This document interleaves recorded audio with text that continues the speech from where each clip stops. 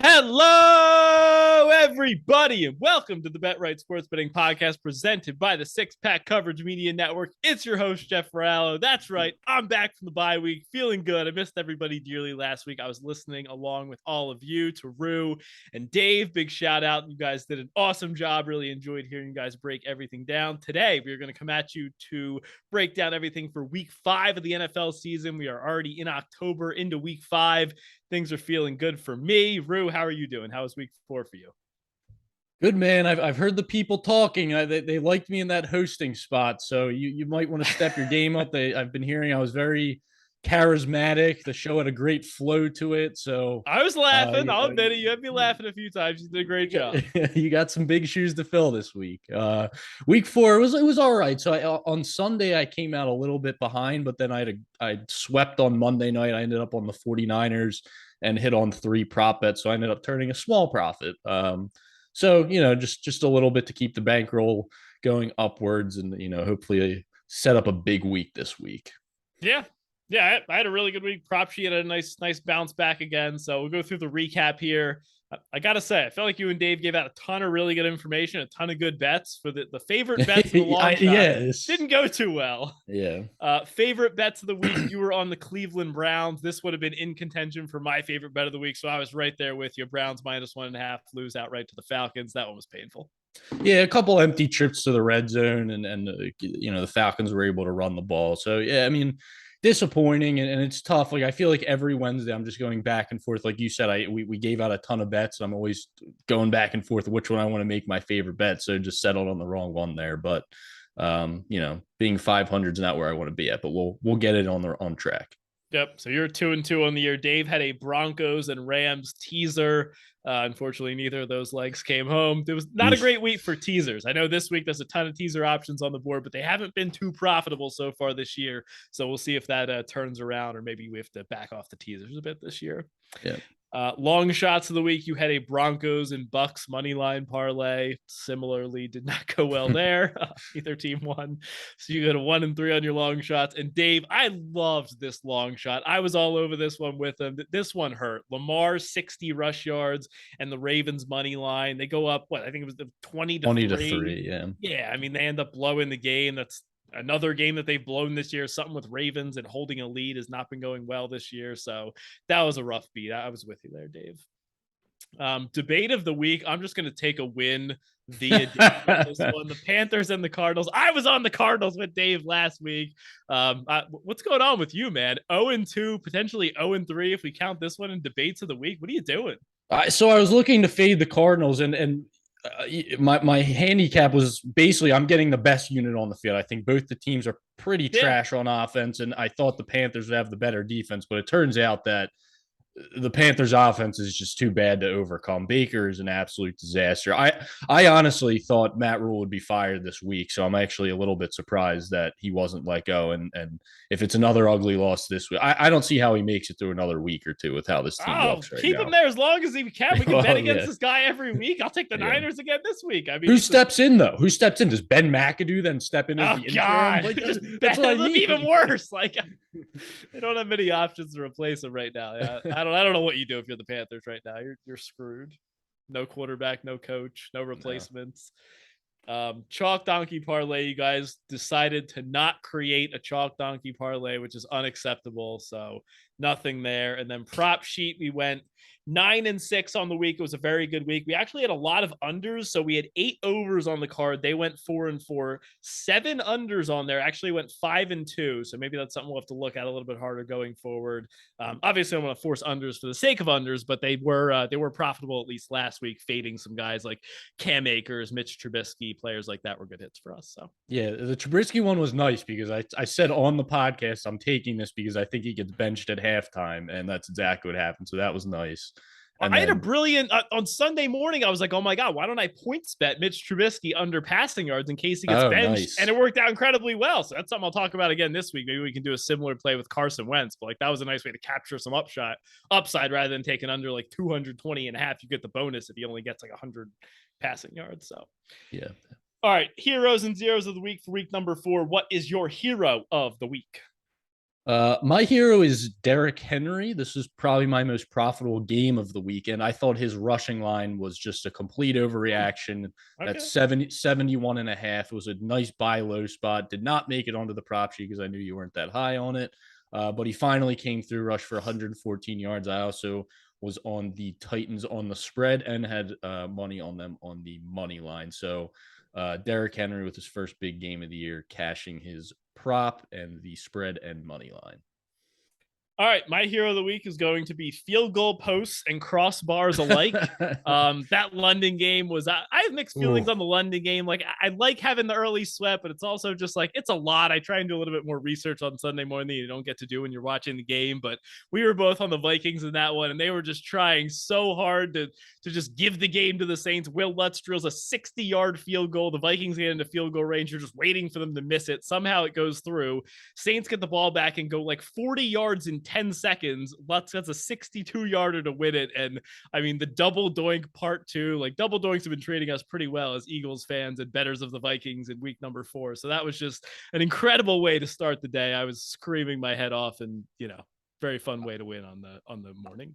I was tilting so hard during that game because not only do you have the Vikings doing everything they can to lose this game, but Alvin Kamara gets ruled out in the morning. And I beat one of the books. You had Mark Ingram. And I got in a bunch of Mark Ingram SGPs. And I literally needed him for the most of them was like 20 to 25 yards. Like, no big deal. His rushing line reopened at 46 or something like that. He gets 23 yards. So I'm like, okay, I cashed my safe ones, loses 4 yards to go to 19, and then gets hurt. So I am just bugging out because I had a decent amount of money on it. And I'm like, oh, I'm freaking out because I'm going to be down like so much to start the day. Luckily, he came back in and was able to cash a few of them for me, and the Vikings pulled it off. But man, I was feeling down for a little bit there. And to make it even worse, Latavius Murray comes in and rips off like 3 10-yard runs in a row, and he like hits the number easily, but they didn't offer props for him. I mean, unreal. Yeah, thank God he got at least to the low end for you. Zero of the week for week number 4. Who do you got? My zero is Russell Wilson in a week where his replacement in Seattle throws for 320 yards. That. 2 touchdowns and a rush TD en route to win. Russ has a matchup versus one of the worst secondaries in the entire league. Comes up short, putting up only 23 points. Broncos fall to 2-2.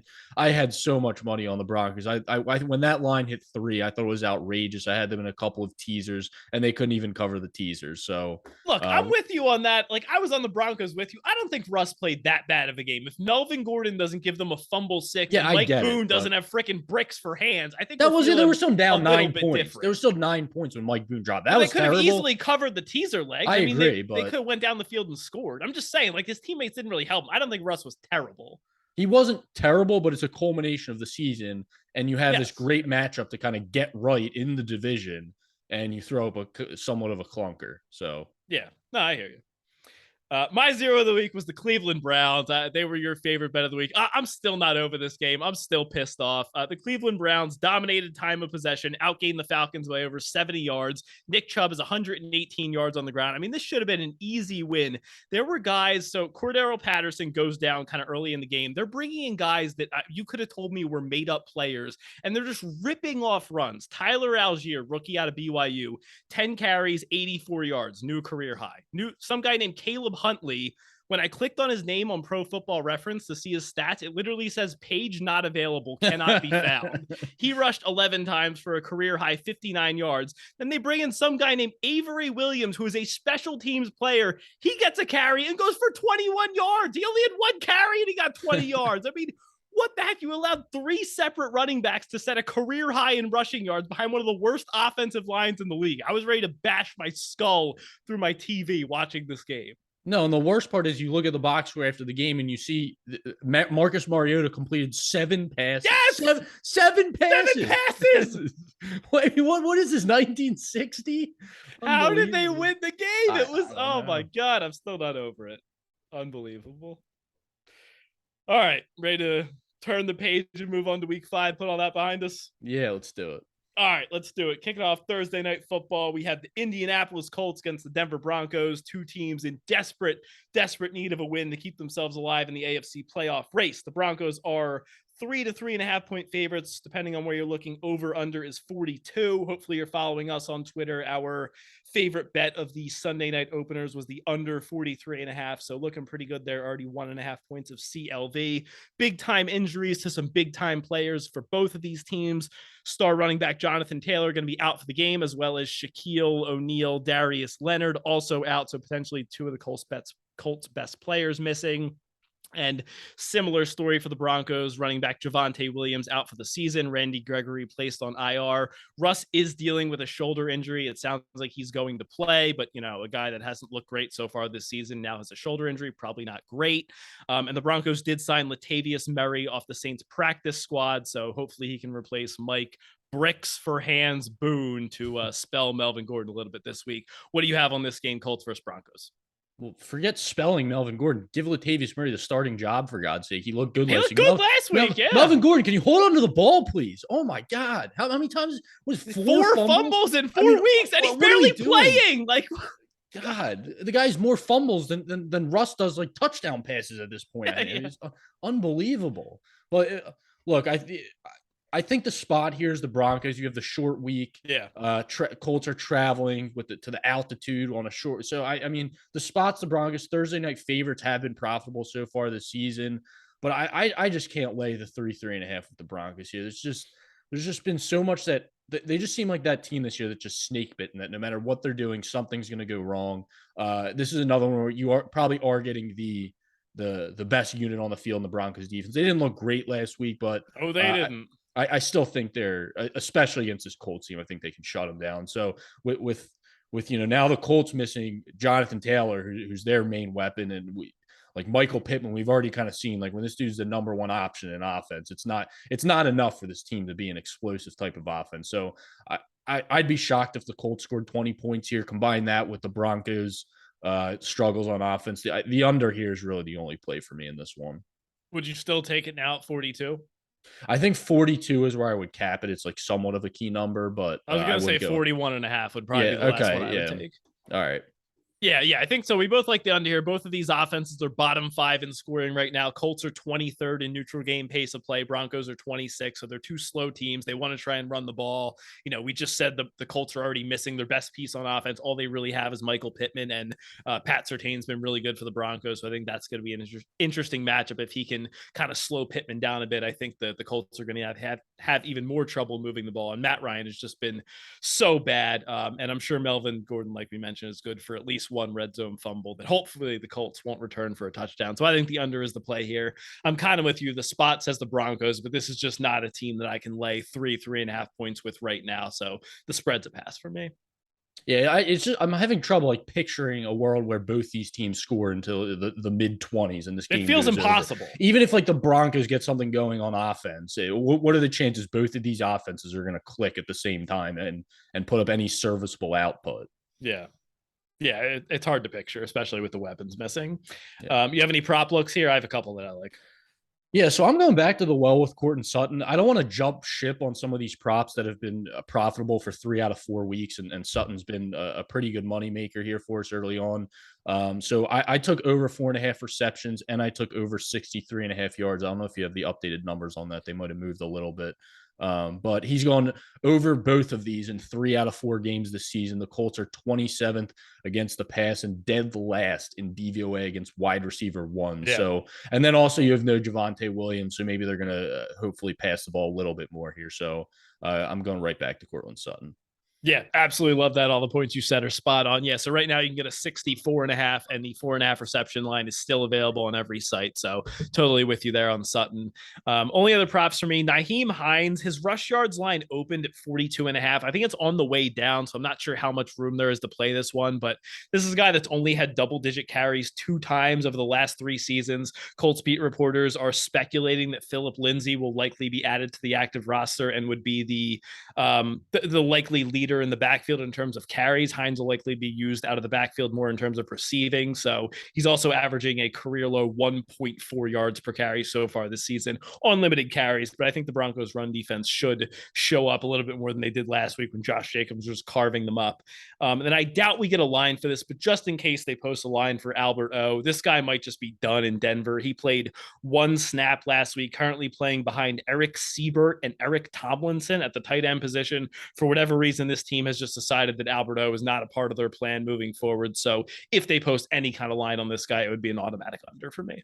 Well, it could be for blocking purposes. He's more of a receiving guy. I don't know if they're actually. I mean, I have to look at the game, but they might be. I mean, one snap. Like if you want to take him out for run plays, that's fine. But like one snap, he's not. No, pass protection. That's what I'm saying. Pass protection because their line's have been him so run bad. a route.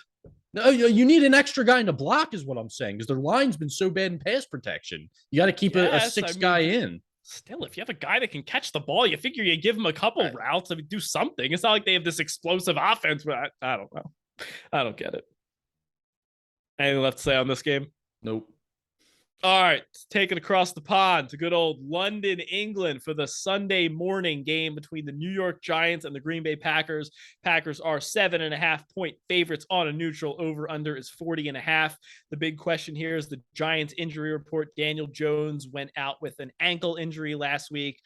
He was seen at practice today. Mobility did certainly look a little bit limited. Tyrod Taylor is currently in concussion protocol. Davis Webb is the backup right now. They're also giving guys off the streets tryouts, I guess, just in case. AJ McCarron came in. So there's a lot going on here. It sounds like Daniel Jones is probably trending towards playing more than not, but how much can we really expect from Daniel Jones with an ankle injury? I mean, this is a guy that his best attribute is running the ball and really the only thing he's done well this season. So I think that's a massive issue for this Giants offense. They also naturally have injuries at the wide receiver position like they do every week. Kenny G is out. Wan'Dale Robinson and Kadarius Toney have been practicing on a limited basis and are both questionable. So we'll see what happens here. What do you have on this game, Giants and Packers? Yeah, so this is a weird week. I feel like I like a lot of favorites this week, and for most of the season, I've been betting a pretty decent amount of underdogs. But I took the Packers at 7.5 right away to kind of get ahead of this Daniel Jones stuff. And if you're still getting 8.5 and stuff out there, I would grab this in teasers and stuff now before it starts hitting 9.5. Even with Daniel Jones playing, you said it. His running has been such an important part, and his running has been, to this offense, has been more crucial than his passing. And then you have passing hasn't been very good. Yeah. And then you have like traveling to London, obviously flying and all that's not going to help the healing process of an ankle. And then the Giants they're just so reliant on these Saquon big plays. And I know that's kind of Saquon's MO, but at the same time, I don't like offenses that strictly rely on big plays and can't sustain drives. Yes, the Packers went to overtime with the Patriots last week and no Mac Jones, but it was an uncharacteristic pick six by Aaron Rodgers at the end of the first half that really changed the complexion of that game. Packers are obviously struggling against the run, and that's been a storyline. But how about how well they can run the ball with this backfield tandem? 183 yards between the two of them last week. They're top 5 in DVOA and adjusted line yards on offense. So I feel confident that the Packers can jump out to an early lead here and just kind of milk the game away. And I just think the Giants are due for one of those games where they just implode because they've been skating by. They've been getting some breaks going their way. So I like the Packers to roll here. Yeah, I'm with you here. I laid 7.5 with the Packers. I think the spread should be closer to 10, like them in teasers. And the big thing for me here is this is just such a massive step up in competition from what the Giants have faced so far this season. They started Titans, Panthers, Cowboys, and Bears. I mean, the Packers are clearly above all those teams. Maybe you could make the case the Cowboys are pretty close, but the Cowboys won that game pretty comfortably against the Giants. So I think this is their toughest test on the season, and they'll be kind of exposed for the frauds that I believe that they are. And just another note, the Giants offensive line has allowed the most quarterback pressures in the league, second worst adjusted sack rate behind only the Bears, and Rashawn Gary, a guy that we talked about in the offseason for potential defensive player of the year. He has been a monster so far, second in the NFL with 5 sacks. So I think this is a rough matchup, relying on Saquon Barkley to basically just handle the ball 30 times and break off these insane runs. Like you said, that's not a winning strategy. Aaron Rodgers looked terrible last week. I expect him to be a lot more crisp and sharp on some of his throws. So I think Packers win by double digits here. All right. props for you in this one? Yeah, so I bet Aaron Jones over 57.5 rush yards. This was about, I was expecting this in the mid 60s. Like I said, I just love what they're able to do on the ground. 2 out of their 3 wins this season, he's rushed for over 100 yards. The one that was against the Bucs, so obviously it's a pretty tough run defense. Giants is a huge step down. So I think the success to this team is obviously there really isn't too much explosiveness in the passing game. You still have Aaron Rodgers, obviously, but the key to success for this team is running the ball with Dillon and Aaron Jones. So even though he's in a timeshare, he's still like last week he had 16 carries, 12 against the Bucs and 15 against Chicago. So if he's getting 15 to 20 carries in these games where they're winning, I think 57.5 is a very obtainable line. And the Giants, in their only loss of the season, allowed 178 yards on the ground to Zeke and Tony Pollard combined. So I don't even mind taking a look at A.J. Dillon. I think he was lined in the low 50s as well. I almost wish books would just post, like, instead of a rushing plus receiving line, just do like a AJ Dillon plus Aaron Jones rushing line. So someone's gonna have a big game. It could be Dillon, but yeah, I think Jones has been a little bit more boom or bust than I like for a regular prop. But I think you could definitely make a case that he has a big day. Maybe you look at him in like an SGP alt over 100 yards, something like that. I'm going to be looking at Daniel Jones if he does play. Definitely look at his under rush yards. Playing with a sprained ankle, probably not going to have the best mobility. I took Christian Watson under 16.5 receiving yards. Only played 32 and 25% of the snaps the last 2 weeks under this total in 3 out of 4 games. He's really not getting on the field. Romeo Doubs and Allen Lazard have really been the main options in the passing offense. And then I don't mind Saquon if we can get a longest rush. I kind of like that angle, thinking that he's probably going to have a ton of volume. He's going to have a ton of carries. It might be inefficient, but he's probably going to break one at some point. So if they post a line around like 13.5, 14.5, he's gone over that in 3 out of 4 games. So I think maybe Saquon Barkley to have his longest carry go over that number might be a good way to play that. All right. Ready to move on? Yep. All right, Sunday, 1:00 slate. First game up is the Seahawks and the Saints. The Saints are 5.5-point home favorites coming back from London. Chose not to have the bye week. The over-under here is 45.5. I'm going to go first on this one. I like the Seahawks a lot in this game, and I feel like the market is moving against me, and I cannot figure out why. This one opened at 4.5, went up to 5.5. There's 6s in some spots, and I just cannot fathom how you can make the Saints 6-point favorites over a competent NFL team. I know the Seahawks have a bad defense, but Geno Smith has been absolutely fantastic on offense. The Seahawks are a competent team. The Saints so far this season, including games against the Carolina Panthers and Atlanta Falcons, have not even been remotely close to winning a game by 6 points. Their largest lead at any point of the 16 quarters this entire season has been 3 points. And 8 of those quarters, again, were against the Panthers and the Falcons. I think this number should be 3.5. I think it's absolutely insane. I am all over the Seahawks here. I don't care if the market agrees with me or not. I think they're the dead right side. I bet them on the money line. I bet them plus 5.5. I bet them plus 6. They're in contention for my favorite bet of the week. I think the Seahawks and the Saints are much, much closer in terms of a team talent rating than this number implies. And also the Saints have Alvin Kamara, Jameis Winston, and Michael Thomas all questionable for the game right now that I forgot to mention. So I disagree in that. So if Jameis plays, so like those games where they were against the Panthers, like Panthers and Falcons, like Jameis, this back injury has clearly been affecting Jameis. And I think with Dalton last week, with Dalton last week, I think you saw a step up in the offense. I mean, I'm not going to sit here and say Andy Dalton looked great, but the offense was moving. It was fine. Yeah, they were moving the ball, and the Vikings defense it's not great, but it's not a Seattle defense. Better than the Seahawks, yeah. Seattle, and this whole Geno Smith love, it's gotten a little bit out of hand for me. Like, okay, the guy lit up the Detroit Lions defense, who's 31st in the NFL in DVOA, allowing the most yards and points per game in the entire NFL. He looked good against the Atlanta Falcons, allowing the 25th most yards and points per game in the league. So what did he do against the 2 top 10 defenses he faced? Okay, he put together 2 early drives against Denver and then proceeded to go 6 straight quarters against 2 against Denver, 4 against San Francisco without an offensive point. Not 1 point on offense. The 1 touchdown they scored in that stretch was off a fake punt. So we have a huge step up in defense here. Like the Saints they're a top 10 defense. Okay, maybe they're not that top 3. They're not on the level of the Niners. No, they're not on that level. But I think we got to pump the brakes here. Like, okay, yeah, Geno looked great last week. We're not talking about a Detroit Lions defense. And So I agree with you. It's gotten a little bit out of hand. I wouldn't lay 6 here. I think once, like when it was at like 4.5, I was waiting for maybe a 3.5, and I would consider the Saints. Right now, it's a pass for me. But I just want to be the voice of reason here to say let's pump the brakes here. And the Seahawks, they're 32nd in DVOA, so they're not too great either. They just allowed 40 plus points to the Lions, missing their 2 best offensive players. So they don't have too much going on for them on that side of the ball either. So I think the Saints will be able to run the ball here, whether it's They haven't been able to run the ball all season. They ran the ball last week. That's what I'm saying. Okay, look, Latavius Murray's gone. Mark Ingram sucks. Mark Ingram will be fine against this defense. And Dalton, what's he going to get? 23 yards again? Oh no. Dalton, Crystal, like they have guys that, like, even without like slant boy, I could care less. The dude doesn't even play in the NFL as far as I'm concerned. Dalton's a step up from Winston right now. Winston was terrible. The back injury was affecting him. So give me Andy Dalton, and this game's a pass for me. So I understand where the market's coming from if they were hammering it. How could they lay 6 points? I don't understand it at all. It's insane to me. No. The 6 I disagree with. I mean, I understand the people coming in on it at like 4.5. I get it. I needed another point to take it. But yeah, 6.5 maybe a little bit out of hand, especially when you factor in the Saints coming back from London.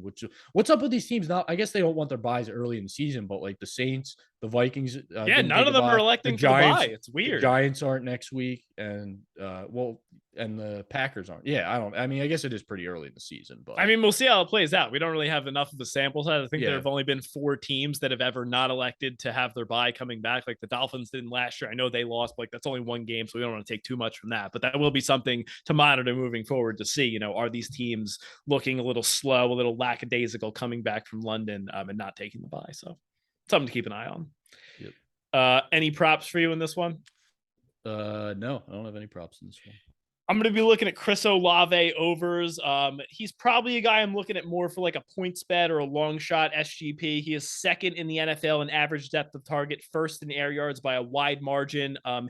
80, 147, and 67 receiving yards in the last few games. So he is our offensive rookie of the year in our hearts. He's proving it on the field, and I like him to have another big game here against a pretty weak Seattle secondary. All right. I like it. All right. Ready to move on? Yep. All right, let's go to our biggest favorite of the 2022 NFL season thus far. The Bills are laying 14 points at home in Buffalo against the Pittsburgh Steelers. Over under is 46.5. This will be Kenny Pickett's first career start for the Steelers. Couple injury notes. TJ Watt's still going to be out for the Steelers start. Safety Minkah Fitzpatrick did not practice today. Sounds like he's legitimately questionable, so that could be a big loss for the Steelers defense in need of playmakers. And then on the Bills side, slot wide receiver Jamison Crowder broke his ankle. He's going to be out. Other slot wide receiver Isaiah McKenzie is questionable with a concussion, so their offense is a little bit banged up.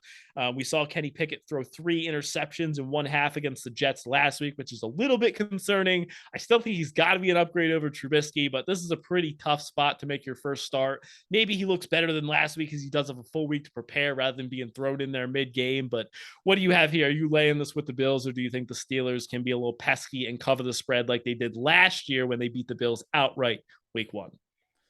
Yeah, I saw something that the Steelers haven't been this big of underdogs since the 1960s or something. Wow. Like that. So, oh my God. Yeah. So pretty crazy. So it's the ultimate Mike Tomlin underdog spot, but I am digging into the depths of my soul and fading Mike Tomlin as an underdog. And I am I grabbed 13.5 points at the open that I am laying with the Bills here. And yes, it's not a typical. Normally, I just stay completely away from these spreads. But I'm shocked you bet this. To anyone expecting, I wanted it before it hit the 2 touchdown mark, and I don't know if there's any 13.5 left out there right now. But I mean, to anyone expecting Kenny Pickett to come in here and just turn this Pittsburgh offense around and light the world on fire, it ain't happening. I mean, why not? Why can't it happen? A brutal matchup to make your first start.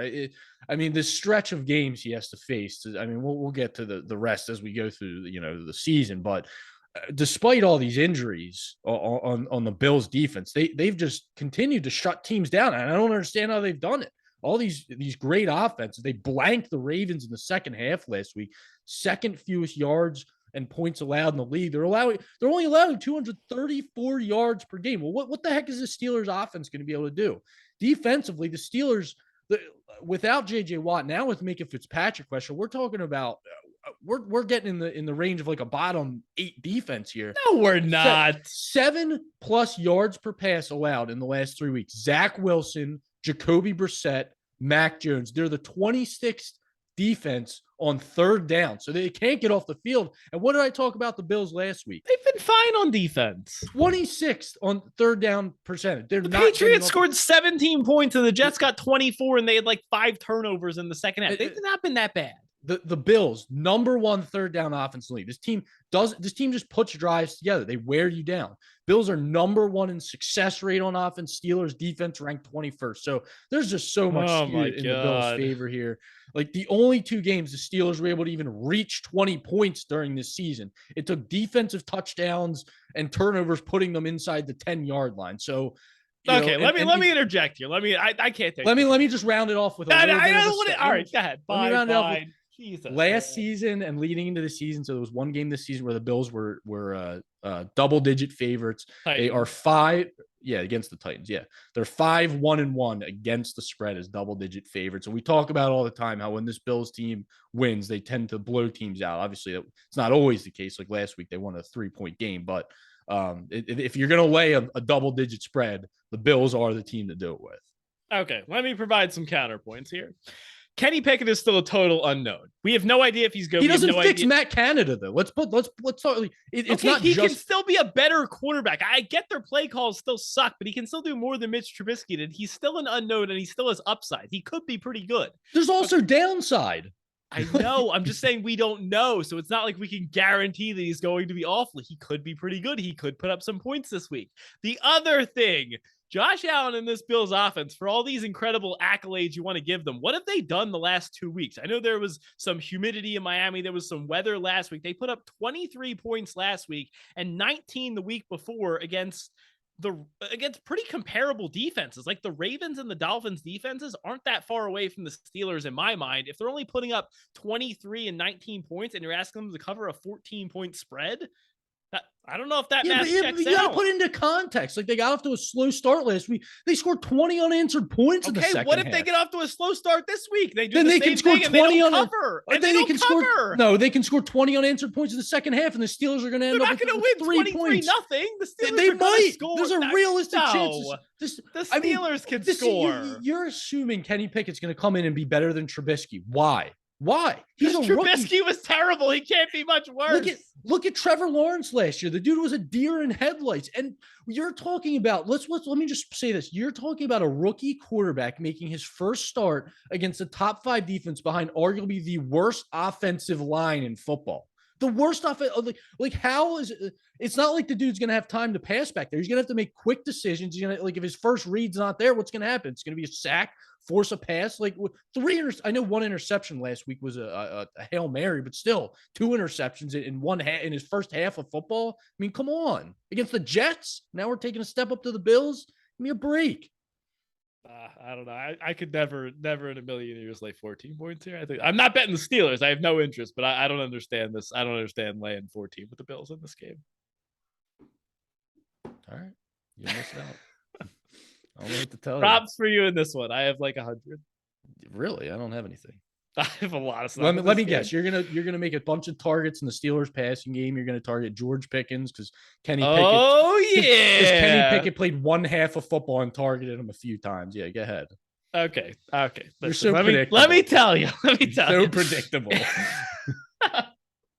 In the Steelers passing game, I believe we are seeing the shift from George Pickens becoming the number 2 wide receiver and Chase Claypool being on the outskirts. And I am going to play that idea in 2 ways. Chase Claypool under 33.5 receiving yards. I was on his under last week. 2 targets, 0 catches. He has failed to top 35 receiving yards in any game this year. Part of that reason is because they have a stud rookie named George Pickens, and I'm going to take his over 38.5 receiving yards. In 1/2, he saw 5 of the 14 Kenny Pickett targets. One of the plays, there was a penalty, so you only see 4 in the box score, but it was 5 targets if that penalty wasn't called. He finished with 6 catches, for 102 yards, and he's being lined in the high 30s. He's going to play garbage time if it exists because he's a rookie and they want to get that connection going with Pickett to Pickens. I think that's a great play.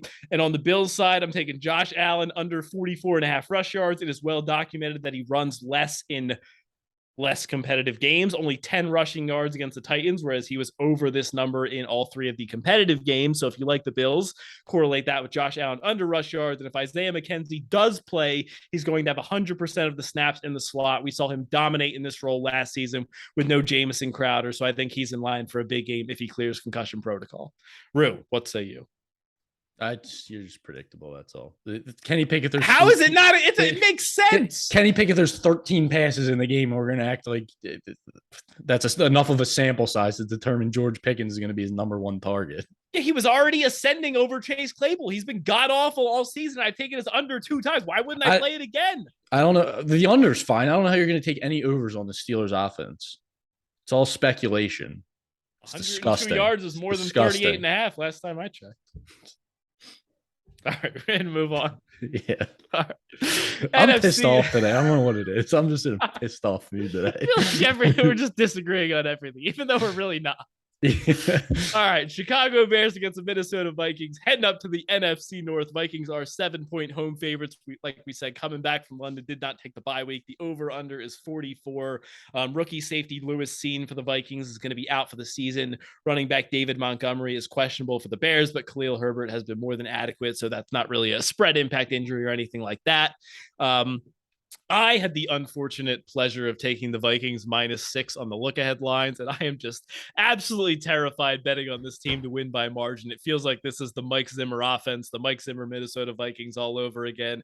They can't win by margin. Every game's a close game, so I want nothing to do with this team. Unfortunately, I already bet them, so I can't get out of it now. I would never lay 7 with them right now. But at the same time, I also think the spread should be like 8.5, if that makes any sense. So this game's very confusing for me. The Bears also can't pass the ball and are by far the worst rate in the league in adjusted sack rate. So it's a very confusing game. What do you have on this one? Make some sense out of it.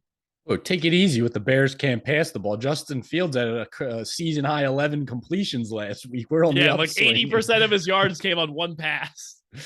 Yeah, look, I mean, the Vikings are clearly the superior team here, regardless of how, they haven't lived up to my expectations, certainly. And like you said, it's been extremely disappointing to see this offense. I expected wholesale changes to come in here with Kevin O'Connell. It just hasn't been the case, and the offense has really underperformed here. So maybe they can score. I have a big explosive game here against this poor Bears defense. But like you said, you can't trust them. I think they're safe in teasers. I think the Vikings win the game. I mean, it's bad. God, I hope so. So yeah, I put him in a bunch of teasers. I can't promise it's not going to take a last-second field goal to get there. I wouldn't watch it. I mean, I'm going to have to, but I don't want to watch it. But they just have every advantage in the book here. And the Bears, the fact they have 2 wins already, you don't win in 2022 by getting a season high 11 completions in week 4. It's just, I mean, it's not the NFL today, and it's not a sustainable way to win. And yeah, Khalil Herbert's been fine, but you got to get something through the air, and they don't have the offensive line. They don't have the weapons, and I don't know if they have the quarterback to do it. So just give me the Vikings and teasers, and yeah, I'm not laying the points. All right. Yeah, I think in teasers, I'd be fine with it. I honestly wouldn't be shocked if they lost, but it's just so hard to imagine the Bears winning with their current state of offense. I mean, it just feels like they would have to have so many fluke plays go right for them. And defense. I mean, they're just terrible all around. Yeah. I mean, the defense hasn't been as bad as I thought, but it's certainly not good. I mean, I don't know who's covering Justin Jefferson. So yeah. What do you have in props for this one? We don't have any lines for this game, but I think we have a couple spots we could probably look at. Yeah, so I'll be looking at Justin Fields under completions. He was lined at he had single-digit completions the first 3 weeks of the season. He was lined at 13.5 last week, and the fact he had 11 last week, maybe that line holds somewhat steady. I don't know. We'll see. So if he's anywhere up, maybe I would do like a 12.5 too. So we'll see where that comes out. And then Dalvin Cook rush yards. Bears are allowing 183 rush yards per game, 5.1 yards per carry. So You think they should be able to just ride Dalvin here. There's always the risk Dalvin's going to get hurt throughout the game, but and then Justin Jefferson, we'll see where he's lined. He had a pretty big game last week. Got off He's to going a to be slow high start. 90s. Yeah, you'd think, but if for whatever reason, I think he was lined in the 80s the last couple of weeks, but he did have a big game last week. So we'll see where he comes out. If he's in the high 90s, maybe not, because this game could get out of hand quick, but we'll see. Yeah, I'm with you on Fields. I wrote down under 23.5 pass attempts, but completion's kind of the same play. So I'm with you there. Would you go back to Khalil Herbert? Would you consider that? I think his attempts was around 15.5 last week. Vikings run defense does rank 27th in DVOA. Would you look at that, or do you worry that they go down by so much that they have no choice but to pass? Yeah, but even in the games, what was it? The Packers game, they went down. They were still running the ball. So we hit on Herbert last week, and if it's around the same, I don't see a reason not to. Yeah, like you're taking under 23.5 completions. If we're doing that, attempts, attempts. I feel like you have to take over rush yards. It's offense. It's not like you can't predict an offense to run 40 plays in a game or whatever. I mean, if they're going under completions, they have to go over rush yards or rush attempts, you would think. So I don't know. Yeah. So I think it's a good look. All right. Fair enough. Let's keep it moving here. Let's go to the Houston Texans against the Jacksonville Jaguars. The Jaguars are 7-point favorites. Yes, that's correct. Last time the Jaguars laid 7 points was October of 2019 against Sam Darnold and the Jets. Did they cover? They covered easily, 29-15.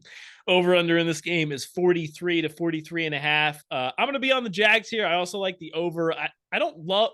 All right. With that face. Did you bet the Texans in this one? I did bet the Texans. Did you really? Okay. Yes. So we are technically mano in this one. I got the Jags at 7. I'm assuming you got 7.5. I did. Yeah, I just think this is a really good matchup for the Jaguars offense. I really like them to be able to put up points. I think Christian Kirk gets going again. Zay Jones missed last week. He should be back. He's been quietly having a very good season. I think the back door is going to be open for the Texans. Davis Mills showed a little bit of life last year, but I think the Texans can I think the Jaguars can put up 28 to 30 points here. I love James Robinson on the ground. I think this is an excellent matchup for him to really get a lead and just kind of pound Robinson. The Texans are allowing the second most rush yards per game in the league at 172. So I see the Jags getting out to a lead here, pounding Robinson on the ground. I like the over, and I like the Jags -7. Yeah, so I like the matchup for James Robinson as well. It's definitely a prop on the list, but I there's not a ton you can point to statistically where the Texans match up well. Obviously, still early on the season, but you just look at the 4 games they've played this season. They've been right there in every single game. So week 1, they obviously tie the Colts in overtime. Week 2, 16-9 loss to the Broncos. They had the lead to begin the fourth quarter. Week 3, 23-20 loss to the Bears. It was a game-winning field goal as time expired after Davis Mills' interception. And last week, 34-24 loss to the Chargers. They got to within 3 points in the fourth quarter. So they really shouldn't have been in that game. The Chargers. They were. That's what I'm saying. They shouldn't have been. That's what but they were. They were right there. So they were. They still didn't cover though.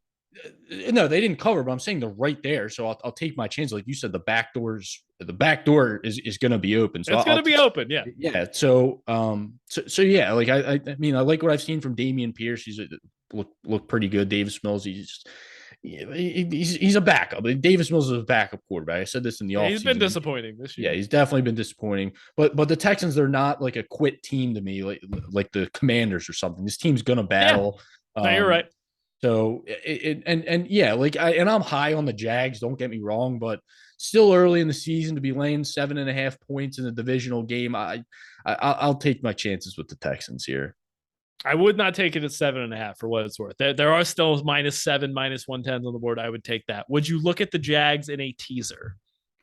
No. Anytime I'm betting, I don't like playing both sides of the coin. So that's true. If I'm betting the Texans, I'm not taking the Jags in the teaser. I don't mind them. I certainly think there's better legs. I'm probably not targeting them, but I don't think it's the worst play in the world if you did want to tease them down to -1. Props in this one, like I mentioned, definitely going to be looking at James Robinson over rush yards in the 2 games where the Jags did get out to a lead and kind of pounded on the ground. He had 23 carries against the Colts, 17 against the Chargers. So I think you could see a similar workload. And prior to last week, he had 64 plus yards on the ground in every game this season. So hopefully we get a line for him in the low 60s. What do you have? Anything else? No, nothing else. But just make a note if it rains in any more Jags games this season where you are betting against the Jags because Trevor Lawrence cannot hold on to a football in the Gosh, rain. it was scary. Anytime anybody was near him, the ball was on the Yeah. ground. Yeah. Yeah, I don't see any weather in the forecast for Jacksonville, but keep an eye on that for the rain narrative. Yes.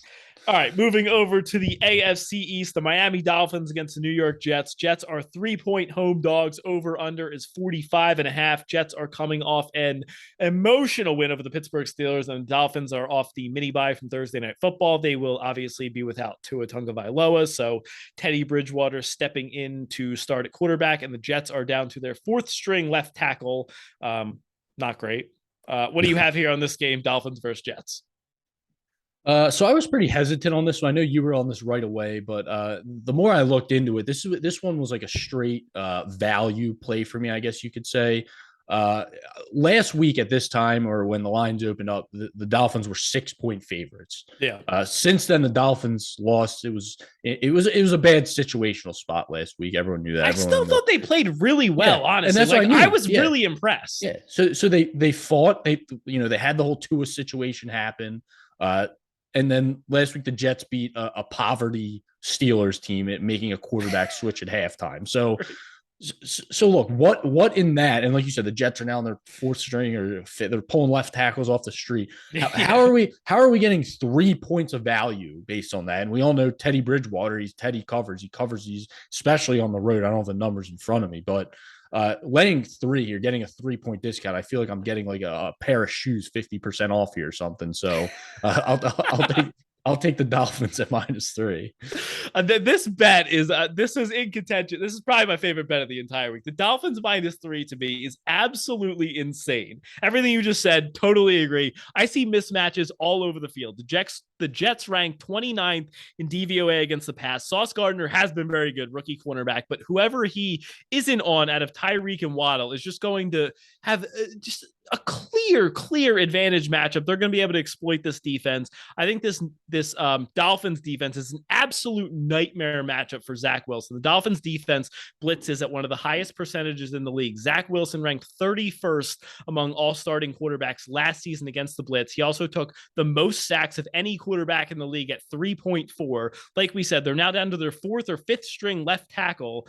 The Dolphins defense has been pretty good against the run, and the teams that they've been playing, I mean, their schedule has just been brutal, going up against the Bengals and the Bills and all these high-powered passing offenses. This is a clear step down in competition from the Dolphins.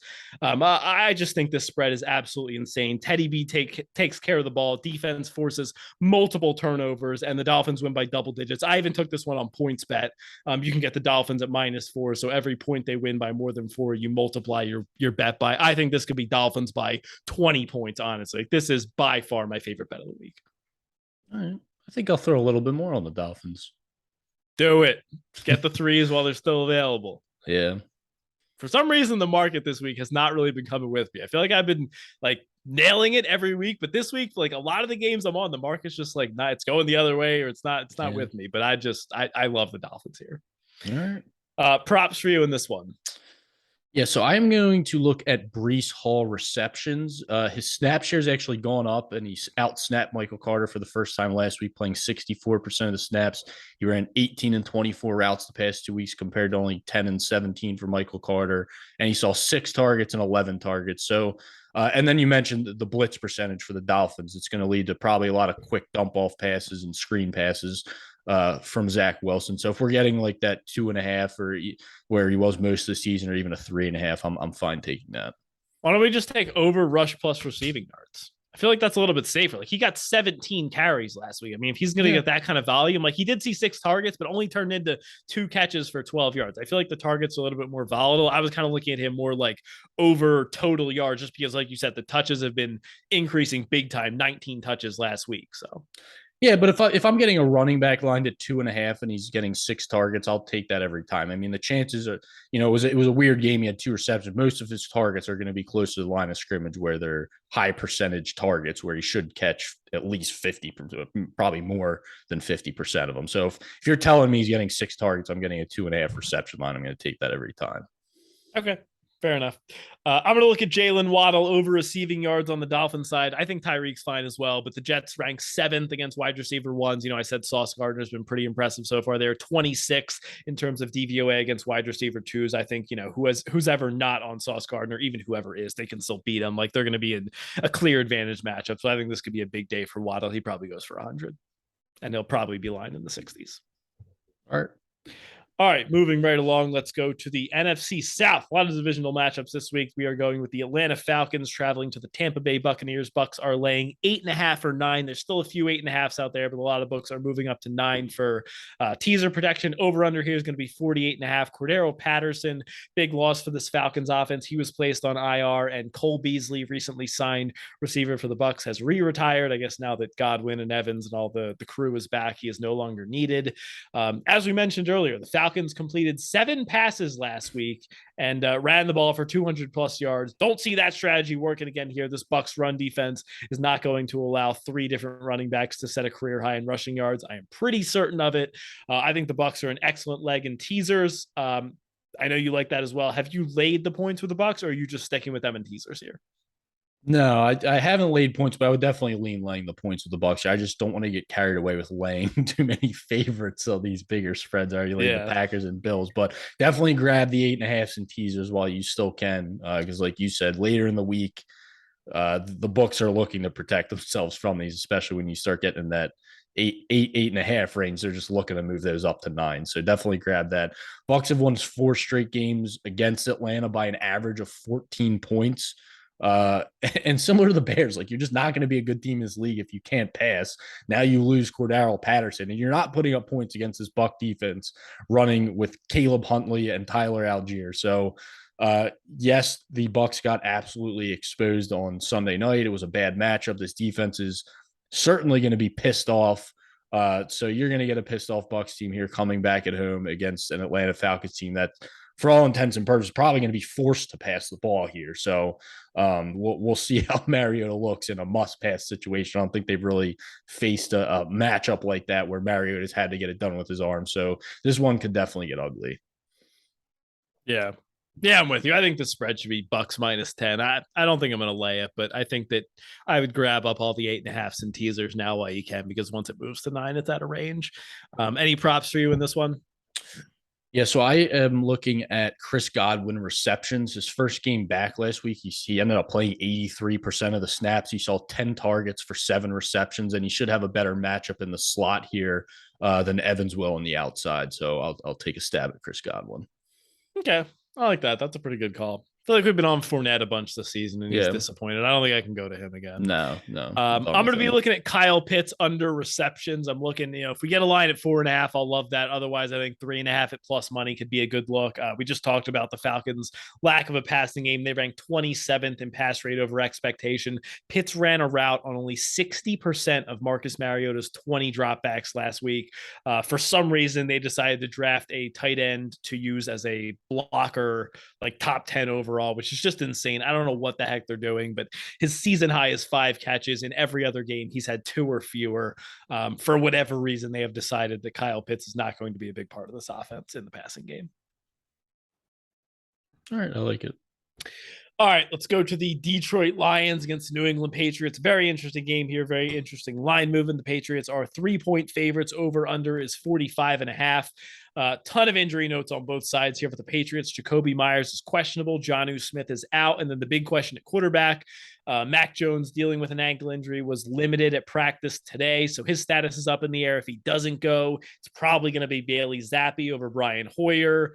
But we're not 100% sure on that. And then for the Lions, basically every good player on their offense is questionable again, probably on the wrong side of questionable, if we're being honest. DeAndre Swift, Amon-Ra St. Brown, and DJ Chark all in jeopardy of missing the game again. Somehow the Lions still managed to put up 40 plus points with like 500 yards of offense without them last week. I don't know if I see that happening again here, but the line move's kind of confusing because the Patriots have been getting bet this week, which indicates to me that Mac Jones is probably coming back. But the under has also been getting bet, which indicates that he's probably not coming back. So I'm a little confused at this one. It's kind of hard to know what to do without the injuries. Do you have a strong feel for this market on this one? No, I don't think we even need to waste a ton of time on this game because with all the unknowns with these injuries, how can you possibly have a play on this game total side?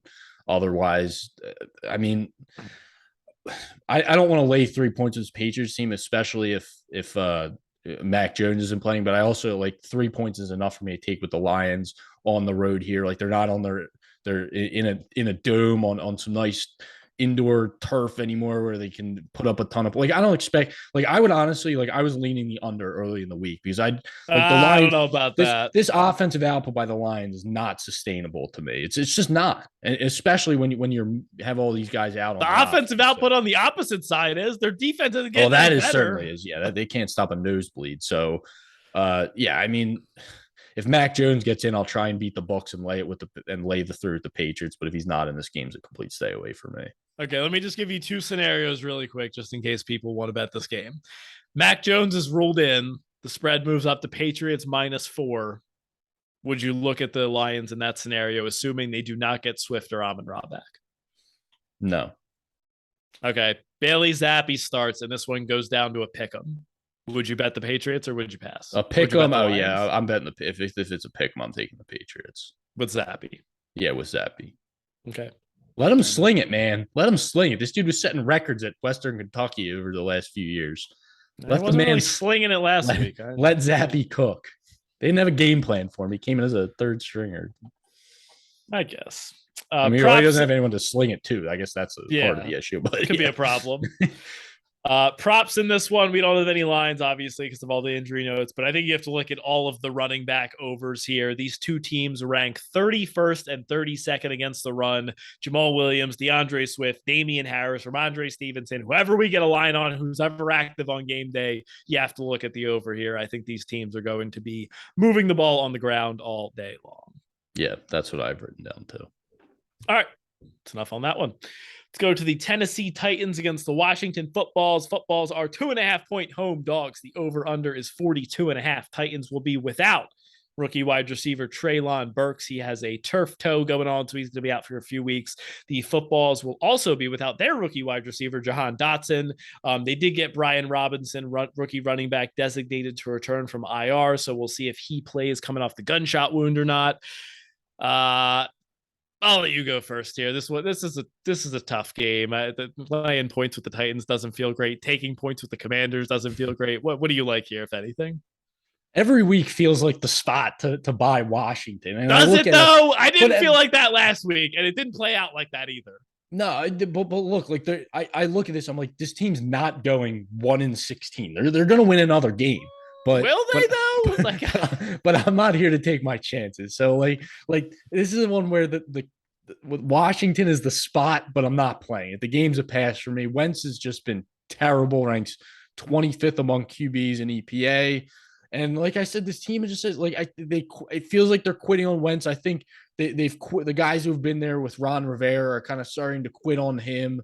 We saw Henry get it going last week, but Washington, Washington's been great against the run so far this year. So this is normally, and now you have Tennessee without Treylon Burks. So it's like, this is that like passing game. That's brutal. what I'm saying. Like, this is like, I need to take Washington here, but I just cannot get there. Like, if we got a 3, I would maybe pull the trigger on Washington. It was at 3 earlier in the week. Was it? I didn't see it at 3. But like I know what's going to happen. It's going to be Sunday morning. I'm going to wake up. I'm going to be juiced up for football, and I'm going to be saying the same thing in my head. Like, this is a great spot to take Washington, and I'm just going to say screw the spread. I'm going to take the money line, and I'll end up money line. Oh God! But I'm not recommending that to anyone right now. Game is a pass for me. Yeah, I wouldn't recommend that to anyone either. Yeah, I feel like I would, if you maybe bet this one, I would bet the Titans at under a field goal. Really? Okay. I mean, they still have Derrick Henry. I don't care that the run defense for the Commanders has been pretty good. I still think this is Titans or pass. As low as this rating is for the Footballs, I still don't think we've hit rock bottom yet. Like you said, there's definitely quit potential, and Carson Wentz unders are definitely going to be on my card this week in a variety of ways. Do you have any other props in this one besides Carson Wentz unders? Yeah, I'll be going back to Curtis Samuel. This is another one like the Sutton one. I don't want to just jump off this just because of 1 week. He hit in 3 out of 4 weeks. He still saw 7 targets last week and was 1 reception away from the over. And I feel like he's one of those guys that's kind of guaranteed 1 or 2 catches that are screen passes or just Yeah. easy throws around the line of scrimmage. So he's kind of been the one consistent part of their offense. So I'll take another stab at him at 4.5 receptions if that ends up being the line, which I would expect it to. Let's see if we have a line. So Derrick Henry's rush yards just opened at 85.5. Would you have interest there? No. Washington's been good enough against the run to scare me off, and you're getting 15 yards up from where it was last week. I think last week was the time to buy Henry. Okay, let me ask you about this. Curtis, so I know you like Curtis Samuel over receptions. How do you feel about under a longest reception for Curtis Samuel around like 18 and a half, 19 and a half? This guy is currently the second lowest wide receiver average depth of target in the entire year. Only 4.1 yards per target. His longest reception on the season is 27. The other longest games were 16, 15, and 13. So under this in 3 out of 4. And these two teams are extremely slow paced with a low total of 42. My only concern would be, does he get a few more looks down the field with Dotson out? Obviously, they still have McLaurin, but possible. you know what I mean? Like, I feel like he's still going to be used as that around the line of scrimmage guy, but they might use him a little bit to stretch the field as well. So that would be my only concern there. Okay. Fair concern. The only other one for me here was Antonio Gibson unders. This was something I played last week, is under rush plus receiving yards. Look, this team has made it abundantly clear they want just about anyone on earth to carry the ball other than Antonio Gibson. For some reason, his snap share has gone 64%, 54%, 44%, down to 41% last season. Brian Robinson has been designated to return from IR, like we said. Even if he doesn't play, I mean, this team has made it abundantly clear they do not want Gibson in the game, and his snaps are just trending way down. So I think if you get a number in the 60s for combined yards, you have to take the under. All right. Moving right along. All right. LA Chargers against Cleveland Browns should be an interesting game here against two of the better teams in the AFC. Browns are 2.5-point home dogs. Over under is 47.5. We did get some good news on Myles Garrett today. It sounds like he's going to be trending towards playing. Jadeveon Clowney, the other pass rusher for the Browns, is still questionable. And then Keenan Allen continues to miss practice for the Chargers. He's probably trending on the wrong side of questionable. JC Jackson did return last week, so he should be good to go. What do you have here? Chargers versus Browns. Oh my God, I love the Browns here. If you let me put, so I grabbed the Browns at 3. If you want the Browns, I think you wait. Like, the Chargers are a public team. No one wakes up in the morning likes betting on the Browns. So I think if you wait until Sunday, you might get another 3 pop up for the Browns. So I would take that, and it's crazy to me that how overvalued this Chargers team is, and it's New Year, same Chargers. You look at the running back performances so far. Last week, Dameon Pierce, 14 carries, 131 yards. James Robinson, 17 carries, 100 yards. Clyde Edwards-Helaire, 8 carries for 74 yards. And Josh Jacobs, I think the guy averages 1.2 yards per carry for his career. He had 10 carries for 57 yards. So overall, they're allowing 5.4 yards per carry. Insert Nick Chubb, averaging 114 yards per game, 5.7 yards per carry. That's all. Like, okay, yes, the Browns had the advantage last week. Chubb was able to run the ball. They didn't win the game. How did they get beat last week? On the ground by Atlanta. Insert the Chargers, ranked 30th ranked rush offense, DVOA, averaging 2.7 yards per carry. Myles Garrett, obviously a big pass rusher, but he makes a difference in the running game too. It was a bad loss by the Browns last week. I think you got to shake it off. There was a turnover. There was a couple of empty red zone trips. Myles Garrett coming back, like I said, makes a big difference. And the Chargers, to me, they're overrated. Like I said, like, what has this team done to deserve? Like, they had a good offseason. They got all the offseason hype. Everyone loves Justin Herbert. But to me, it's just like the same old Chargers organization. They have some expectations. They look great at times. Other times, they just like an average team. Overall, they have a big advantage at quarterback, obviously, but overall, I don't see these teams as that far off. They're 10th and 12th in overall DVOA through 4 weeks, and that sounds about right. They're that like fringe top 10 type of teams. Yeah. The Browns are just kind of biding their time until Deshaun Watson gets back. So I absolutely love the Browns here. I think I'd probably make the spread around like 1.5. So getting it at 3, hold out for the 3, wait for it to pop back up if you didn't get already. I love the Browns. We did have this matchup last year. It was an absolute barn burner, 47-42 win by the Chargers. I wouldn't quite expect that. I like the over here in this one. I wouldn't mind that one. So the Okay. over is definitely the play for me. The Browns are a dead over team for me. Their games have gone over in 3 out of the 4 so far. Last week should have went over. I mean, that game was that was just a lot of red zone inefficiency. But so I think both these offenses are going to have a ton of success, like you said. My concern with the Browns would be this. So they rank 30th in DVOA on defense right now. It's not good. The quarterbacks that they have played so far: Baker Mayfield, Mitch Trubisky, Joe. Well, what did they do against them? What did Baker and like they beat Baker? What did Trubisky do against them? Okay, but just let me finish reading. All right, sorry, go ahead. They rank 30th in DVOA on defense after playing Baker Mayfield, Mitch Trubisky, Joe Flacco, and Marcus Mariota. Look, I don't have their exact stats in front of me, but what do we think Justin Herbert's going to do this? But what are they against the pass? It's the rush. They stink against the rush. What are they against the pass? That's what I care. Like I don't think they're good against the pass either. They got beat on the ground last year. That's what I'm saying. Like if it's on the ground, you're talking about the worst running team in the NFL, pretty much. That doesn't bother me. They're still good. They're under 2.7 yards per carry for the season. What do you mean? They're 18th. They're 18th against the pass. They are still bottom. So little below average, yeah. Against the worst 4 teams in the league. They played the Panthers, Jets, Steelers, and Falcons. This is a massive step up in competition in both talent and team success, team rating. I mean, this is by far the biggest test of the season. They've been 2-2 against 4 of the bottom teams in the league, and now they play the Chargers, and they're going to be under a field goal at home.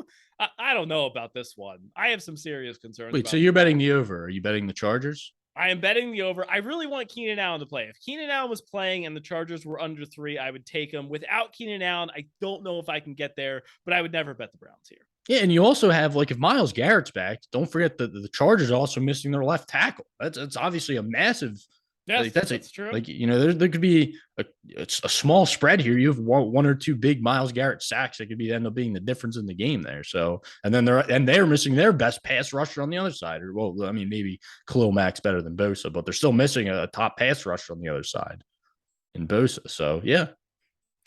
All right, let's get to the props here. Oh, please, let's get to the props. There is a rushing yard prop in this game that Rue has described as the most outrageous line he has ever seen. Since he made that proclamation, the line has actually dropped 2 points. So the market What? It's at 85.5? Yes. Oh my God. The market does not It was at agree with 89. you. It went up to 89.5. It's down to 85 right now. Explain that to me. Okay, so you we're explain talking about it to us. Tell us, enlighten us. Look, to everyone out there, I wish I had words to talk about how insane this line is. 85.5 yards. Like, let me take a deep breath here for a second. Nick Chubb has gone over this in all 4 games this season. He's been over 100 yards in 3 games this year. Last year against this defense, he only rushed for 161 yards, almost double what this line is. Just 1 year ago, this defense allowed Rex Burkhead. I will say Rex Burkhead to rush for 100 yards. I don't know what else you need to hear. And do I need to rattle off what the running backs have done to them already? I think you've done that. 5.4 yards per carry. This is one, don't overthink it. Bet responsibly, but just lay your whole bankroll on it. Over 85.5 rush yards. Oh, man. Laying the hammer down on Nick Chubb over rush yards. I love it. I don't know if it's the most outrageous line I've ever seen. If this isn't mark this down in history. Mark this day down. Relax. No. I want you to write this down in your little notes that you keep. And at some point over however many years this podcast goes on, find me a line. Reminisce on this moment. Yes. And see if we found anything as outrageous. All right. Only prop thought for me in this one. I may look at some Amari Cooper alt overs. Through 4 games, he's been a total boom or bust wide receiver. He has 2 games with fewer than 20 receiving yards. He has 2 games with 100 plus receiving yards. Tougher matchup with JC Jackson on the other side, but I think, I like the over in the game. The weather looks fine, 60 degrees, light wind. I think if the Chargers can put up points, the Browns maybe are forced to throw the ball a little bit more, and Cooper's clearly the number 1 target in this offense. So I think an Amari Cooper alt over could be a fun way to get some nice plus money on there. All right, moving along here. Eagles and the Cardinals. The Cardinals are 5.5-point home underdogs. The over-under is 48.5. Jordan Mailata is likely going to be out, the left tackle for the Eagles. Darius Slay is questionable at cornerback. Was this our look-ahead spot of the week last week? It was. Okay, so hopefully, if you're smart and savvy, you have the Eagles sitting at -3 right now, which is just fantastic. The line has gone up to 5.5. I honestly still think it's a little bit short there. I see matchup advantages all over the field. I know a lot of people are going to say this could be a letdown spot for the Eagles. You have a look ahead Cowboys game next week. Maybe it is. Anything's possible in the NFL, but I just see matchup advantages all over the field. The Eagles' offensive line to dominate the trenches. They should run all over them. None of the Cardinals' cornerbacks can keep up with A.J. Brown and Devontae Smith. The Eagles' defense has looked absolutely fantastic. The Cardinals just don't have the firepower right now. Hollywood Brown's really their only main target outside of like 12 dump offs to Zach Ertz a game that get no yak because he can't run because he's old. I mean, this is just an absolute Eagles or nothing here, and I like them all the way up to 7. Yeah, I don't know what's keeping this line down, to be honest with you. And that I thought it was going to go up immediately. Yeah, that Cardinals game last week, it really, honestly, showed me more about how bad Carolina is as opposed to make me have any positive. The Cardinals won by double digits, and I came away thinking, wow, that team is horrendous. Yeah, they look terrible. It was a terrible win. It would be 1st and goal, and they would get like 6 penalties and go backwards 20. I mean, it was just like, oh my God.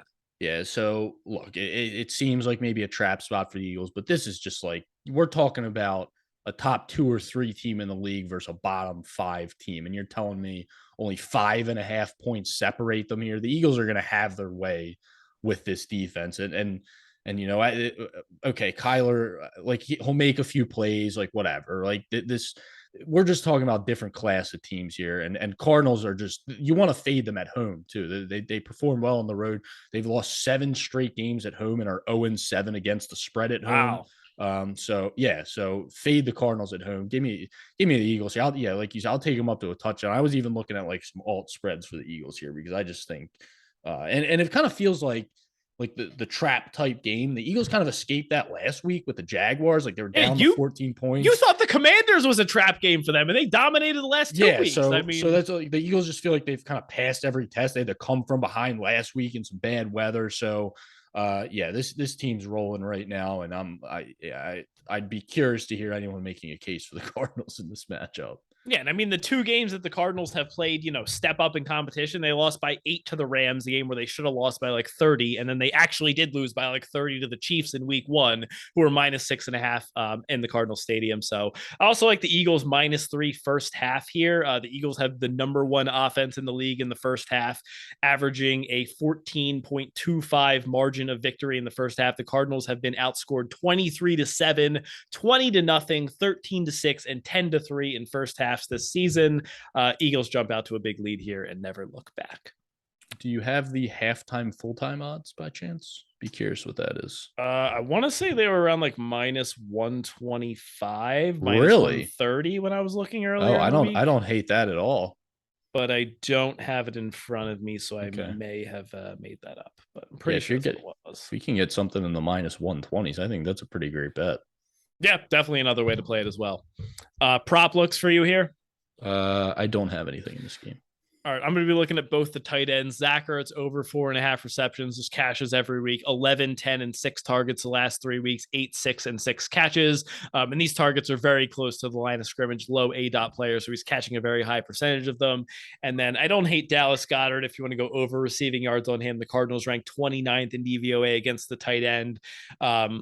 Eagles passing offense, not a ton of volume. You have A.J. Brown and Devontae Smith, but I think Goddard could be in line for a decent game and a very good matchup. All right. Moving right along. Dallas Cowboys against the LA Rams. The Rams are up to 5.5-point favorites. This spread is moving up. The over-under is 43.5. Dak Prescott still going to be out for this one, so Cooper Rush will get another chance to keep his undefeated streak going. What do you have here in Cowboys and Rams? This is another one that's gone against us. We both grabbed it at 4.5 and then it was up to 5.5. I cannot believe it's up to 5.5. So like you realize like certain sides you're going to be in the majority. And this is one, like, no one wants to bet the Rams right now. Well, apparently people do. Apparently like, people do. I can't imagine why. And like, this Rams offense is a Cooper Kupp injury away from being a bottom 5 offense. And that's not even exaggerating. This dude is their entire offense. They bring in Allen Robinson. The guy's a ghost. He's not. I don't even think he's on the field. I think he's like the water boy or something. I see Ben Skowronek a million times more than I see Allen Robinson. Yeah, they can't run the ball. I mean, you just give Cam Akers. Cam Akers is on the field. I mean, my God. Yeah, you give him the ball, and you might as well take a knee instead of giving Cam Akers the ball. So they're always getting behind the sticks. They fumble on a knee though. Yeah, that's true. And then even when they're moving the ball, this offensive line can't hold up. So there's always seemed like they move the ball a couple times versus the 49ers, and then there's just a sack, and then they're in a 2nd and 20, and the drive's over pretty much. So you're now looking at a Cowboys line that's been wreaking havoc. And I kind of mentioned this last week that the Rams faced the Bills in week 1. Their offensive line got dominated, and then it kind of got swept under the rug, and they finally faced a good D line again last week. And what happened? 7 sacks. So now this Cowboys defensive line, number 1 in the NFL in adjusted sack rate. And on the defensive side, this Rams defense is, I mean, this is more a bet on the Cowboys offense against the Rams, or Cowboys defense versus the Rams offense. But defensively, the Rams, they've been average. They haven't really been great. We kind of knew they didn't have a ton of depth coming into the season. And I've seen enough of Cooper Rush to know he's not going to implode and turn the ball over a couple times. So this Rams team just can't piece it together. And this line is, like you, I'm pretty baffled by this. So I actually took a little bit on Cowboys money line as well. Yeah. I mean, this line is insane to me. I took Cowboys plus 4.5. I took Rams team total under 24.5. Look, I've heard some people say they want to kind of fade Cooper Rush. If you're not a believer in Cooper Rush, I think the Rams team total under is an excellent play as well. This matchup is just an absolute nightmare. It's very similar to the one they had on Monday Night Football against the Niners that you just mentioned, where they allowed 7 sacks. The key to stopping the Rams offense is getting pressure on Stafford without having to send a ton on the blitz, because if you blitz, it probably means that Cooper Kupp has a one-on-one matchup.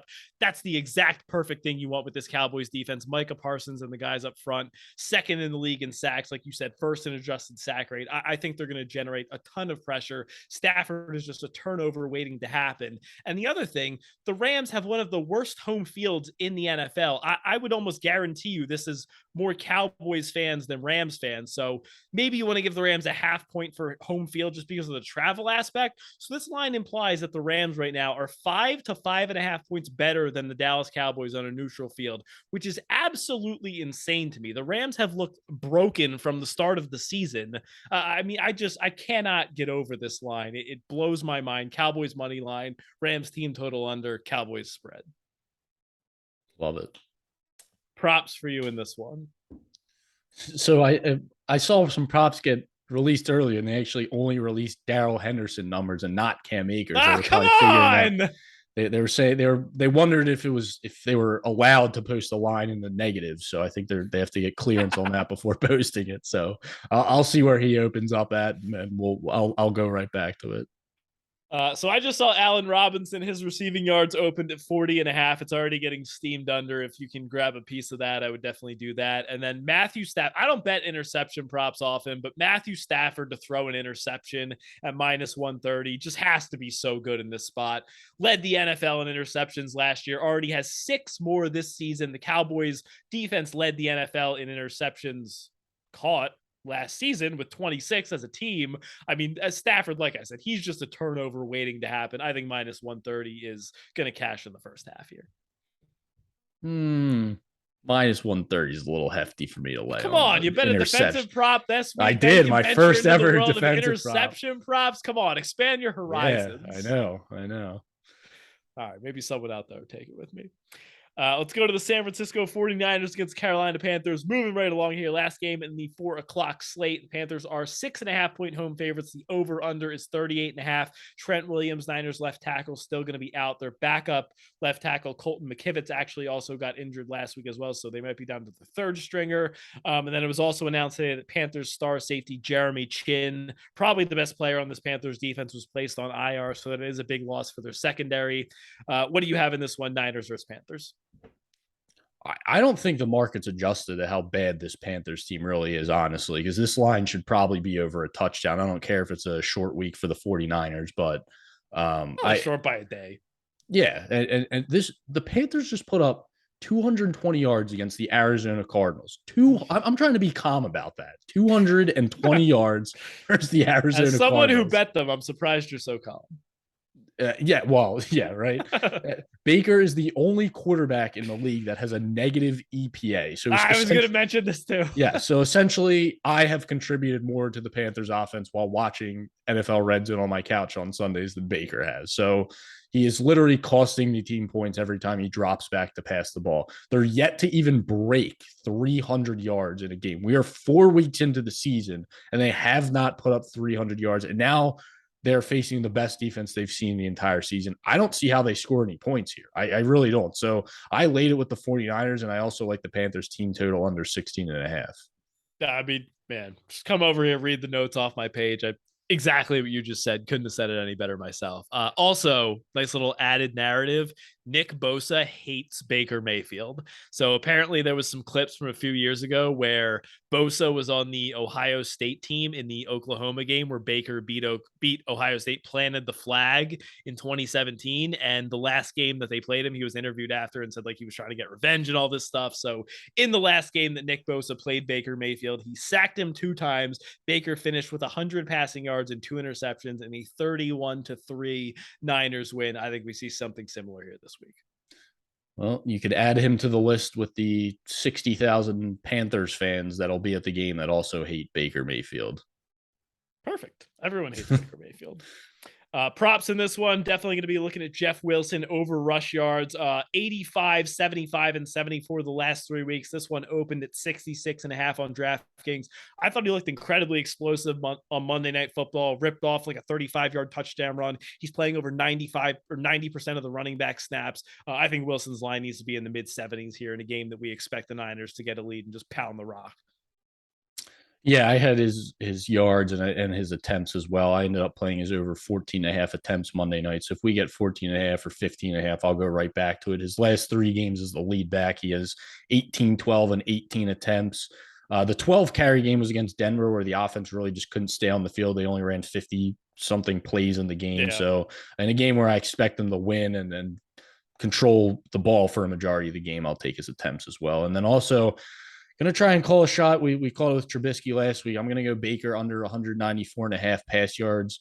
He's averaging 187 per game, and I honestly think there's a realistic chance he gets benched in this game, and we see P.J. Walker trot back out there. Ooh. So we'll take another stab at trying to predict another quarterback benching, and even if he doesn't, there's a pretty good chance. There's a pretty good chance he goes under 194.5 yards. So, okay, I like it.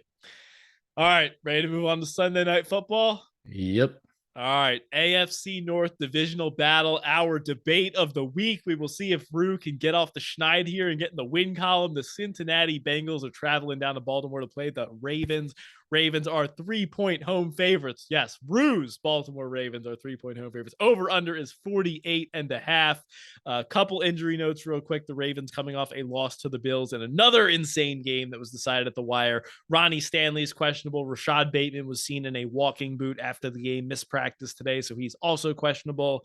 And no major injuries on the Bengals side. Rue, tell us about your Baltimore Ravens and why you are laying 3 points with them here. Yeah, so I look at this Ravens team, and it's just they haven't put together really a full game yet. I mean, maybe you argue with the Patriots they did, but they kind of let the Patriots hang around that game. The Patriots were in that game late. Yeah, so like week 1, they had a slow start versus the Jets, and then they turned it on the second half. Week 2, they obviously went ahead big on the Dolphins. They looked awesome, collapsed in the fourth quarter. Patriots, they hung around all game, and then last week they jumped out to this great lead and then had a second half collapse. So in these stretches where they have had it together in these games, like they just look absolutely unstoppable. Lamar's been at MVP level, both throwing and running the ball. They're the number 1 offense in the league in terms of DVOA. And this is more of like a play against the Bengals. I just don't think this Bengals team is that impressive. And it's kind of what I was expecting coming into the season. We're seeing regression in their efficiency metrics. Yards per pass alone, they were number 1 in the league last year. They're now 17th in this, and that was the success of their offense. They're averaging 3.1 yards per carry on the ground, so virtually no running game. And then you have the external factor here that, like, you better believe the Ravens had this game circled on their calendar. They were embarrassed twice by this Bengals team last year. Yeah, they if were. you think they're not out for revenge against this team, 2 20-point losses, the Bengals thinking they're the new kings of the North here. So, and then what's different this year? Well, one of those games for starters was with no Lamar. The Ravens had injuries all over the field. And to me, this change at defensive coordinator. So we know Joe Burrow shreds the blitz, and Wink Martindale last year, the Ravens defensive coordinator, this dude would just blitz no matter what. Just every matchup, doesn't matter. He has fifth string cornerbacks out there. He's blitzing. No matter how, 5% their blitz. Sorry, I lost my train of thought there. Their blitz percentage is already down 5% this year. And I trust Mike McDonald to actually scheme against the offense he's playing against, as opposed to just, I'm going to run my system. You let the front four get pressure against his weak offensive line. You keep 6 or 7 in coverage. I don't think the Bengals are going to have an answer for Lamar. And this is also me just sticking to my offseason notion that this Ravens team is back. They're better than this Bengals team. Time to prove it. And this is the prove it type of game in prime time. Okay. I like the Bengals here at +3. I'm waiting out for a +3.5. I have bet their money line. I think they're very live in the game. I think this one comes down to the wire. I would love to be getting points in this one. That's why I'm doing it. Zach Taylor is a moron, and they're running Joe Mixon way too much. I fully acknowledge that. However, I think this is a really, really bad matchup for the Ravens defense. Week 1, the Jets score 9 points. Week 2, the Dolphins score 38. Patriots scored 26, Bills scored 23, but there was some weather there. I think the speed of the Bengals wide receivers is going to be a big, big problem for the Ravens secondary. The Dolphins absolutely torched this team. They couldn't keep up with Tyreek Hill or Jalen Waddle. This Bengals passing offense is very, very comparable to the Dolphins with T. Higgins, Tyler Boyd, and Jamar Chase out there. I think they give them all kinds of problems. You referenced the 2 games last year. The Bengals scored 41 points in both games. Joe Burrow, 400. You can't look at those games though. I'm sorry. Like, I know the Ravens secondary has, and I'm not sorry to cut you off, but they were on like they were missing. But like they were. How many guys were? I'd have to go back and look at who was actually playing for the Ravens at that time. And I know the Ravens secondary has been great to start this year, but we're not. Yeah, they get all these guys back, and they still suck this year. It's the same secondary. They're still getting torched by speed and passing offenses. And the other game also, you had Josh Johnson playing quarterback, I'm pretty sure. So, I mean, yeah, take from it what you will. Yeah, Josh Johnson played terrible defense against Joe Burrow and Jamar Chase and T. Higgins. That was why Burrow threw for 525 yards and 4 touchdowns. Correct. That was the reason. The Bengals defense also is top 10 against both the pass and the run. The Ravens still can't run the ball. Worst case scenario, Lamar Jackson is incredible, and the Ravens jump out to an early lead. Awesome. Now Zach Taylor can't run Joe Mixon. The Bengals will be forced to pass the ball more. The back door is wide open because the Ravens can't hold a lead to save their life this season, apparently, and every game comes down to the wire. Give me the Bengals in the back door. Give me the Bengals to come from behind and win the game. Bengals +3, Bengals money line. Yeah, you're looking at the Bengals from last year too much. I think that's the problem. They haven't been great this year. They still have the weapons. They've still had moments of explosive plays. T. Higgins and Jamar Chase are still there. It hasn't been the same offense as last year, but the guys are still there. Yeah, they're there. I mean, that's okay. Fine. They're there, but they're going to be there on Sunday. It's going to be a problem. I hope they're there. I mean, yeah. Josh Johnson's not going to be there. Oh, yeah. Props for you in this one. I said I'm going to keep betting this until the books adjust, and they haven't. So Lamar over 57.5 rush yards. I don't understand this line at all. 73, 107, and 119 yards in the last game. Only game against this Bengals team last year, he rushed for 88 yards, and I expect him to show out in prime time. So I don't know how this hasn't been moved up to at least the mid 60s at this point. Yeah, totally with you there. I'm going to be on my guy T. Higgins over receiving yards, 67.5. Just an easy over every single week. Last game against the Ravens, he only went for 12 catches, 194 yards, and 2 touchdowns. So that's it. Same last year, though, right? Last year, yeah. Okay. Yeah. Also, last week he smashed this number too. Also, the week before that he did as well. So this year. Right. Okay, and that was against the. Okay, gotcha. It's against the Dolphins. Okay. You know, so a better defense than the Ravens. Yeah. The Dolphins. All right, I got you. Okay. Yeah. All right. Let's go to Monday Night Football here. Las Vegas Raiders against the Kansas City Chiefs. Chiefs are 7.5-point division favorites. Over under is 51.5. Raiders finally got in the win column last week thanks to a fumble 6 and a Josh Jacobs career day. Hunter Renfrow is going to be questionable this game. The Chiefs did destroy the Raiders with 2 double-digit wins and easy covers in their 2 matchups last season. Is this a spot where you are laying the points with another big favorite? No, so this is another one. I'm just teasing. I like all these favorites a lot to win the games, but I'm just teasing the Chiefs. It'll be interesting to see the Raiders here because we kind of touched on this in the offseason with Gus Bradley, who's no longer with the Raiders. He would run the same defense against the Chiefs every single time, and the Chiefs would torch it every single time. So regardless of the scheme they run, I don't think the Raiders have the secondary to slow this offense down. And you know, I don't want to get too ahead of ourselves here. The Chiefs obviously look great on Sunday night. Mahomes made his highlight plays.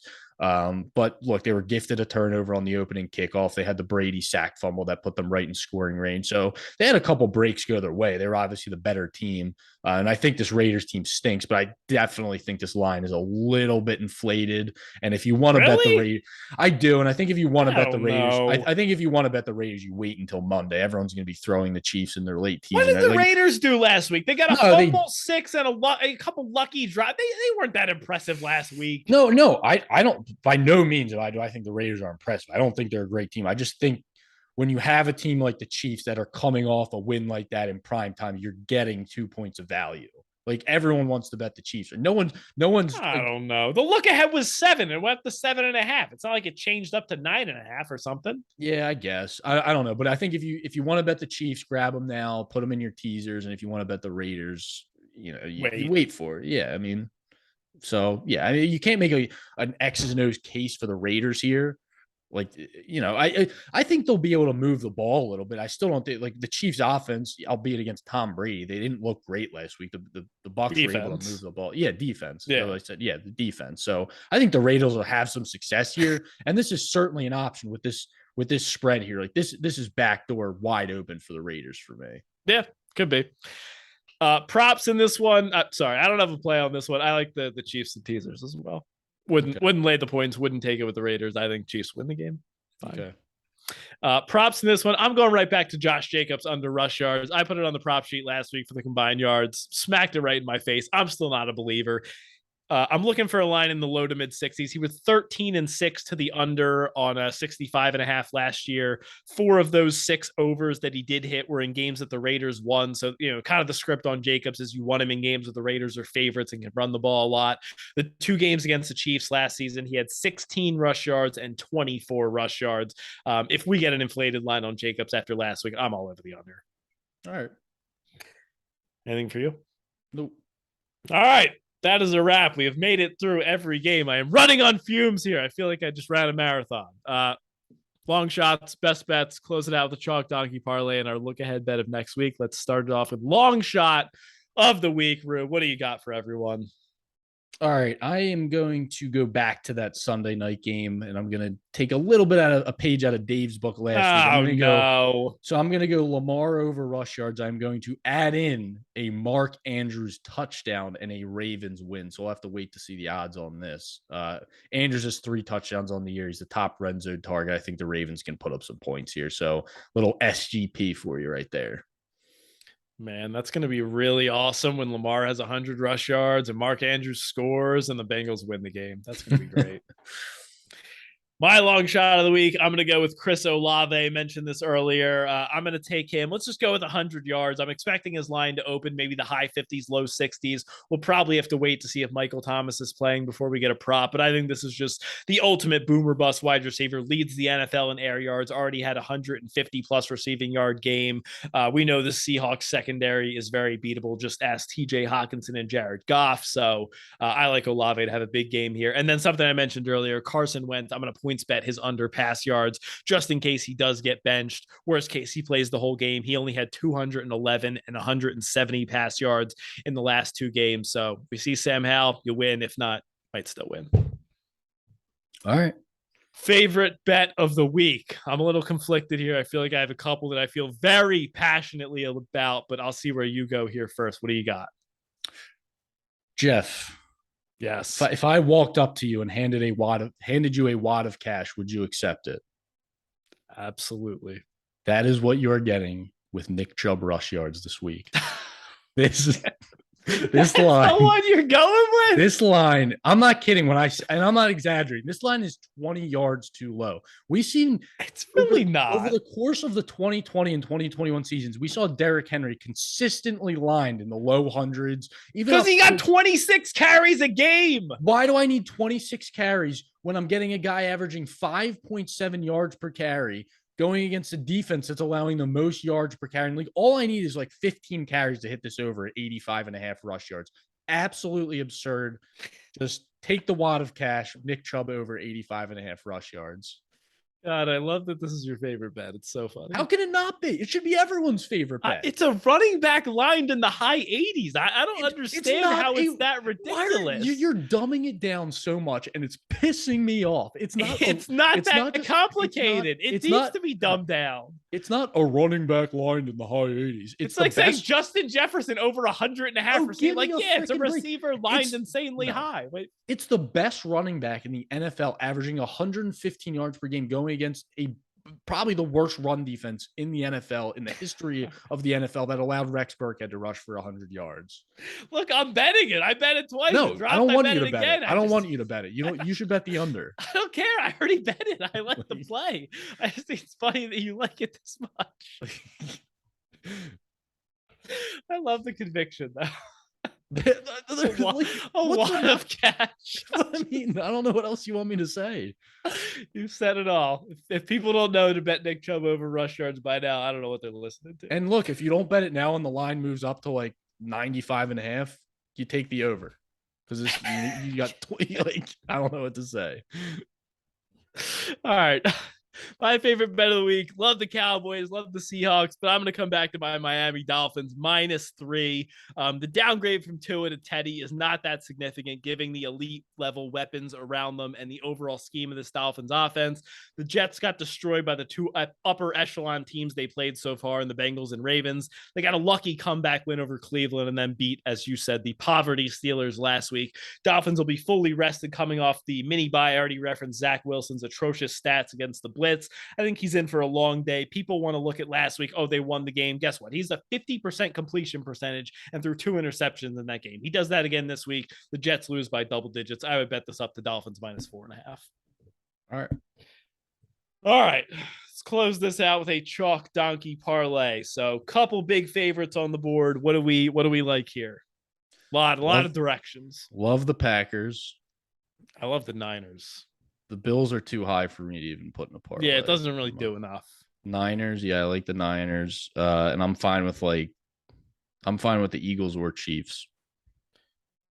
I don't know if I want to do 4 legs, so.